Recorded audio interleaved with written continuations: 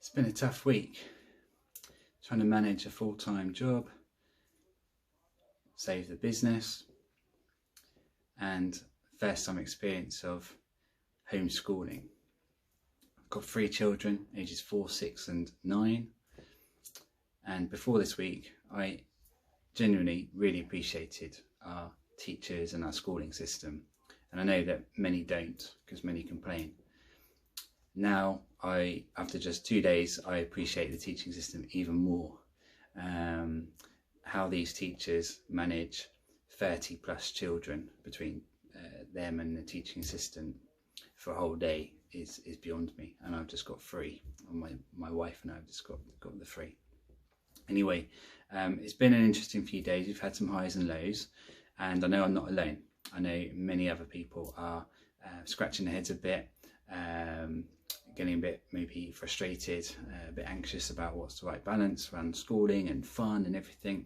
And I thought it'd be really good just to try and put together a top 10 best practices. Now, some of these my wife and I have tried and tested ourselves in the last couple of days, a bit of trial and error. And some of these we've picked up from other friends, other working families, and from some of the Facebook groups as well, where there's some great best practice. And I know there's lots of other people asking for help, asking for advice. So hopefully this can help a little bit. So the first bit really is about what's the right balance between those who say it should be a really structured routine, and then the other side of the camera says it needs to be very relaxed, fun and informal. For me, like with lots of things in life, there should always be a balance. So we've tried to have a balance. Yesterday we were a bit more structured, a bit more routine. Today a little bit more relaxed, more frequent breaks. Study sessions of more like 20 to 30 minutes rather than up to an hour is what we did yesterday. And we've definitely had less pushback from the kids. Kids have been happier, it's been more calm, it's been more relaxed. So definitely having a balance there, and more frequent breaks was a good one that worked with our kids. But bearing in mind, everyone's kids are different. So these top 10 things that I'm sharing, they might not work for you. It's going to be trial and error. But we can only do our best.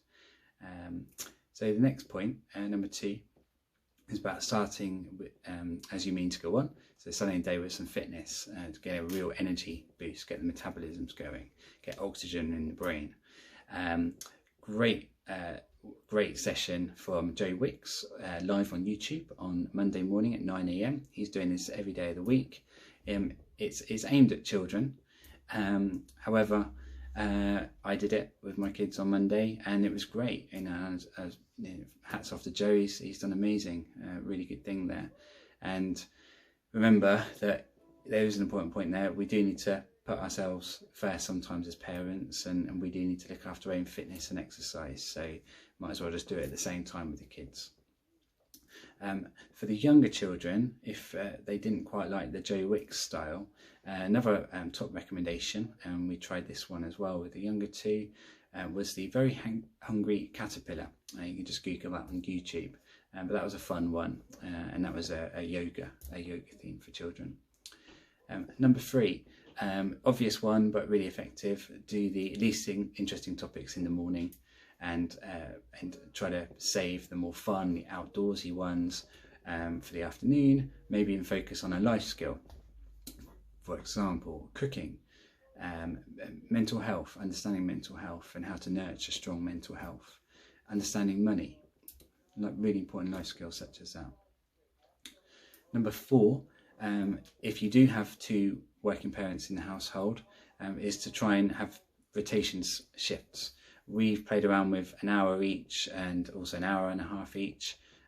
Probably the longer stretch worked better for us because it allowed us a bit more time to get our heads into some decent work. But if you have got 2 of you, it's really good to rotate, so you can both get an opportunity to do your jobs still, but also you get to have some fun experimenting with this learning and fun and looking after our children's best interests. Number 5, the kids love this one. Invite them to have a teddy bear picnic for lunch and go and join them. So we've got a nice big trampoline, so I sat out there with them and had the picnic as well, and you can do some other fun games and stuff while you're out there and enjoying the sunshine we've been blessed to have in the last few days.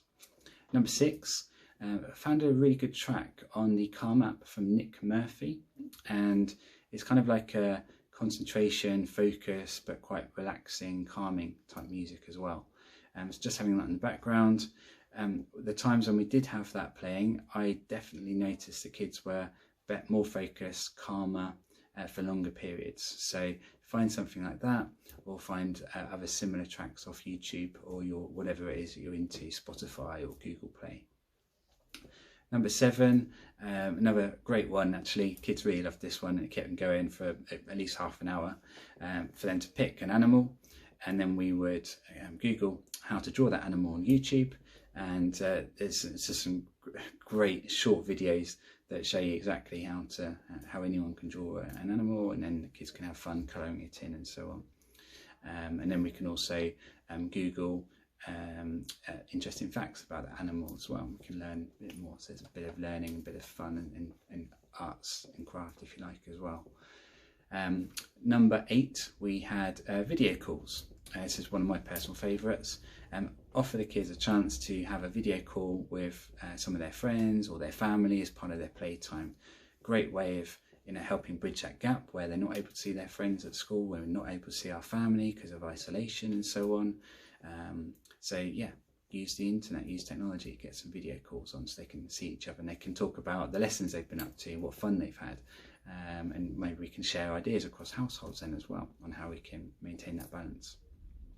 Number 9 was a recommendation from others, a platform called Twinkle, that's TWINKL, and there is a free period access code you can use, which is Parents Twinkle Helps. So same spelling as Twinkle earlier, it's how you normally spell twinkle but without the E on the end. And there's loads of great resources, ideas for lessons, fact sheets, task sheets, activity guides that the children you can print off and children can use up. So that's a really great one. And actually our school, our local school, the primary school, has actually been sharing some guidelines on different lesson plans and stuff as well, and actually I understand that they've been using some of that from Twinkle, so that's a really good one. And then last but not least, number 10, reward charts or some form of reward system. Really good actually. Found that the kids have been much happier with this. If your school uses one that works, mirror that one. So we've been doing that here because we know it works very well at the school. And present them with various awards, stickers, treats that they can earn for really exceptional behaviour and so on. Now my personal favourite that we saw from a friend online, or they shared this online, having a tuck shop. So you print a little kind of like menu of different things they can purchase as treats and snacks through the day, and they've got up to say £1 to spend each day, and it's like 20p for a biscuit, 50p for a small Mars bar because that one's packed with sugar, so you might want to push the price up on that one, fruit juice, packet of crisps, and so all that stuff they love eating, right? And then the stuff that they don't like eating, the fruit and the veg that we want to get more into them,